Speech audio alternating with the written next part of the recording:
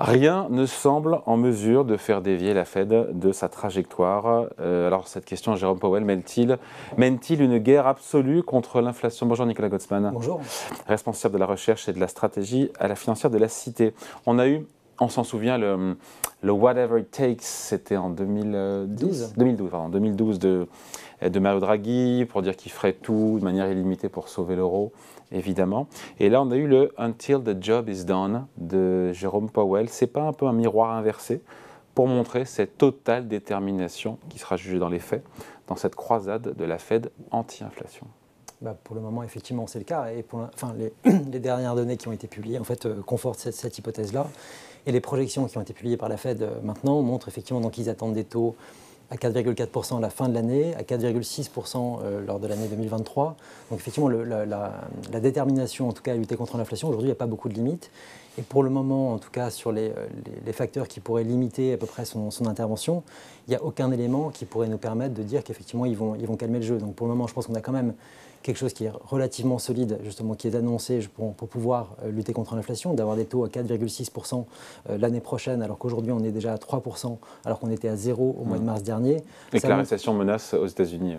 Alors oui et non, ça c'est la grande problématique des États-Unis, la grande problématique, je pense que c'est ce qu'on pourrait appeler le retard à l'allumage de la Fed. En fait, il n'est pas non plus sorti de nulle part. C'est que quand on regarde à peu près les chiffres depuis l'année dernière, en fait, on voit qu'il y a eu une constante sous-estimation du niveau de croissance américain, du niveau de l'emploi. Alors par exemple, le niveau de l'emploi, les derniers mois de l'année 2021, on voit que les chiffres ont été fortement révisés à la hausse. Donc en fait, les chiffres qui étaient publiés en temps réel pour la Fed, en fait, étaient largement sous-estimés. Donc en fait, tant mieux pour eux. Tant mieux pour eux. Et quand on voit en fait la dernière révision qui a été faite la semaine dernière, encore une fois, sur le PIB américain, on s'est rendu compte finalement que le PIB était en fait 1% au-delà, ou même 2% au-delà de ce qu'il était prévu initialement. C'est-à-dire que le point de départ de l'économie américaine est quand même très très élevé. On était au-dessus de la tendance de long terme. En croissance nominale, on était très au-dessus de cette croissance-là. Et c'est ce qui renforce d'ailleurs Jérôme Powell dans ce combat, puisqu'il a les chiffres économiques pour lui. Pour l'instant, il a les chiffres économiques pour lui. On voit qu'en fait, cette économie était sous-estimée. Elle est plus robuste encore que ce qu'on imaginait. Voilà, beaucoup plus robuste. Et quand on regarde, si je regarde simplement les créations d'emplois, malgré la hausse des taux à 3%, ça tient. Entre 2015 et 2019, la moyenne de création d'emplois par mois, c'était 190 000 emplois créés tous les mois aux États-Unis dans cette période-là. Et c'était quasiment la meilleure période des États-Unis en termes de création d'emplois. Quand je regarde la moyenne des 3 derniers mois, on est à 380 000. C'est-à-dire qu'on est 2 fois au-delà du rythme qui est déjà satisfaisant. Tout en ayant rattrapé les périodes de Covid.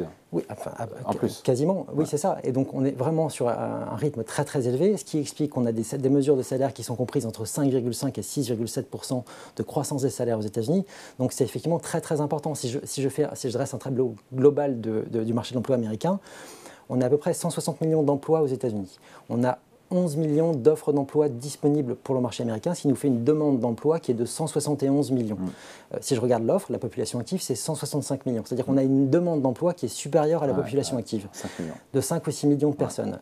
Demain, on aura la publication des offres d'emploi qui vont être assez importantes. C'est-à-dire que si on voit effectivement une réduction des offres d'emploi disponibles pour les entreprises, on pourrait voir éventuellement commencer un petit peu ce jeu se calmer, parce que ce qui est vraiment important pour la croissance des salaires, c'est pas forcément, alors il y a le niveau de chômage certes, mais ce sont effectivement ces offres d'emploi, parce que ces offres d'emploi sont massivement orientées vers des gens qui sont déjà en emploi, et c'est eux, évidemment, quand vous voulez débaucher quelqu'un, vous êtes obligé de l'augmenter. Et donc c'est ça qui alimente justement cette hausse des salaires, et pour y arriver, il faut que ces offres d'emploi diminuent. Nicolas, on le prend au mot, Jérôme Powell, encore une fois, il ira jusqu'au bout pour juguler l'inflation à tout prix. Moi, c'est le sentiment dans son discours, c'est ça que j'entends. Après, et la question d'après, c'est qu'est-ce qui peut le faire reculer? Parce que bien sûr, quand on va dans un mur, au bout d'un moment, on n'est pas obligé de se le prendre en frontal. Oui, c'est ça. Alors, pour le moment, tant qu'on n'a pas des chiffres d'inflation qui sont conformes à leurs attentes, et aussi longtemps. Et c'est quoi conforme à leurs attentes? Parce que le mandat, c'est 2%, on est à 8. Alors, on est à 8%. Eux, ce qui leur importe, c'est le niveau d'inflation sous-jacente, l'inflation structurelle. 5, je sais plus. Alors, les différentes mesures qui sont utilisées sur la Fed, on est entre 4,9 et 5%. Donc, c'est à peu près ça le niveau. Donc, ça, c'est l'inflation qui structurellement pourrait rester dans le marché, aux États-Unis si on ne fait rien sur le marché de l'emploi.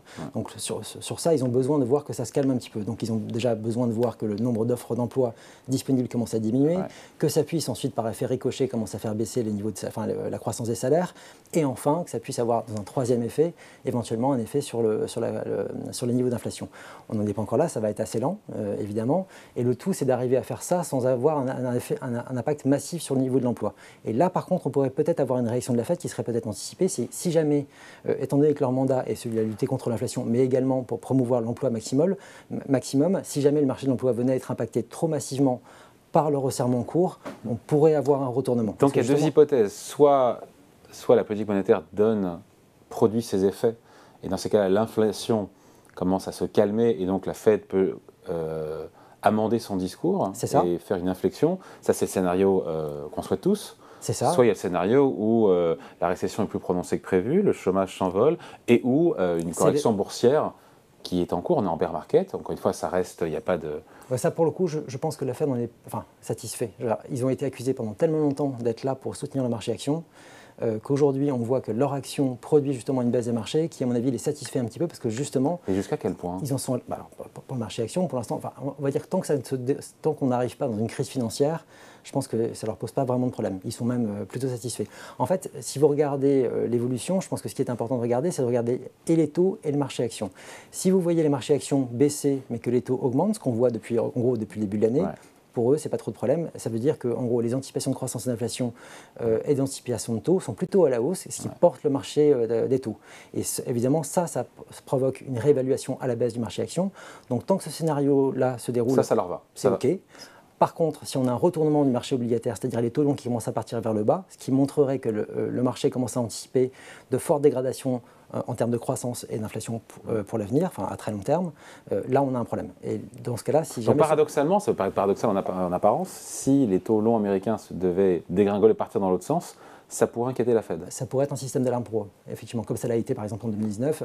Sauf que ça soutiendrait les marchés actions, ça. Si les taux longs baissent, en termes de valorisation, ça pourrait soutenir les marchés actions, exactement, effectivement. Et ça pourrait faire un retournement de marché. Donc si on résume, ce qui peut faire, parce que c'est le sujet de la vidéo aujourd'hui, parce qu'aujourd'hui, encore une fois, les marchés, le CAC 40 est en baisse aujourd'hui, on a 5700 points.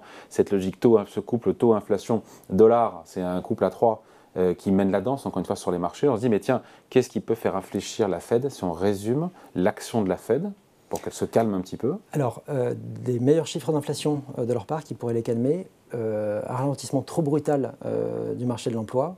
Ça pourrait faire tourner. Par contre, c'est quoi trop brutal? C'est passer de 300 000 créations de postes à quoi? À 100 000, à 0? Non, si on commençait à détruire de l'emploi, donc c'est pas pour tout de suite, ça c'est sûr, mais si jamais ça venait à arriver, on pourrait commencer à les voir tourner, d'autant plus qu'on va avoir les élections qui vont avoir là, sans doute qu'on va avoir aussi un impact politique après qui va commencer à jouer.